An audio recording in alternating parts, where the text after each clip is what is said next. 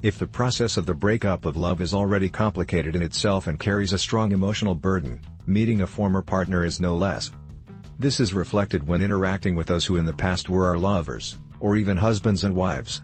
Sometimes, these links are very damaged and it is very complicated to have a normal treatment with the other person, but in others what happens is that we make the problem bigger than it really is, and that damages the communication and feeds the unnecessary dramas. Not giving up the possibility of having at least one more conversation with that significant person when some time has passed since the breakup is important, because it helps us recover from the psychological pain generated by heartbreak. Let's see, then, how to talk to your ex after a while, regardless of whether you want to return or not. How to talk to your ex-partner without losing control of communication. Something very significant of how much heartbreak can affect us is the fact that many people prefer to cut off contact with who their partners were once the relationship ends, and, when by chance there is a chance encounter on the street, a great malaise invades them. However, we don't really have to fear the possibility of talking with a former partner. We should not assume that these meetings should be traumatic. It is even possible that, after some time has passed since the breakup, in some cases you want to resume the relationship. In the following lines, then, we will see several tips on how to talk with your ex without going into dynamics that favor conflict or avoidable emotional wounds. 1. Find your main objective. In a situation where it is easy for so many emotions to emerge, we may find ourselves lost, not knowing very well what to do. Therefore, we must try to find the specific objective we pursue when talking with our former partner. First, we must distinguish between chance encounters and relatively planned conversations.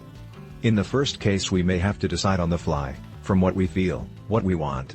In many cases, a slight curiosity will only guide us if there is no genuine interest in the stage of life that this person is going through, and in this situation it is totally correct to point out in a subtle way that we do not seek a very long and deep conversation. In case the conversation has been planned, we will have more time to think what we want. One clue: if our goal has to do with venting, it is advisable not to talk to the other person, because this can rekindle the discomfort of the time of the break. Whatever happens, the conversation should not be based on confrontation. 2. Act according to what you have shared. For the good and for the bad, a former partner knows many things about us, and we also know many things about her.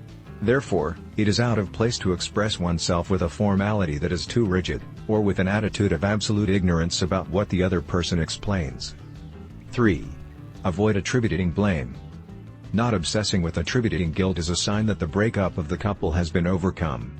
That does not mean, of course, not to think that it is possible to detect a person responsible in certain problems of the past, but that the need to remind the other person of the existence of these failures is not strong enough to make the conversation revolve around thereto. 4. Keep in mind why the relationship ended. Do not forget those revealing experiences that once were related to the outcome of the break. One thing is not to reproach, and another is to show that we did not learn anything during that love relationship. 5. Do not suggest plans without having previous signs. If you want to normalize the relationship again and make it go from non-existent to friendly, don't start by proposing plans. Wait to see if the other person expresses himself in a friendly and open way, instead of distant and distrustful. If the first case occurs and that attitude has been maintained for several minutes in which more or less personal issues have been discussed, you can try to propose a plan, but only if it has become clear that you do not want to have an intimate bond like that you had in the past. Anyway, if your ex-wife refuses, you must accept this as normal, because in this kind of context it is relatively normal and it may be part of a decision that the other person has made a priori, before even talking to you. For simple caution, benefit from our experience and our proven strategy to recover your ex. You deserve the opportunity for a happy future with your ex. Click where it says click here in the description of this video, so we can help you immediately. Do not forget to share the video to help other people like you who are looking for help. Do not forget to subscribe to the channel and comment. A pleasure. Thanks.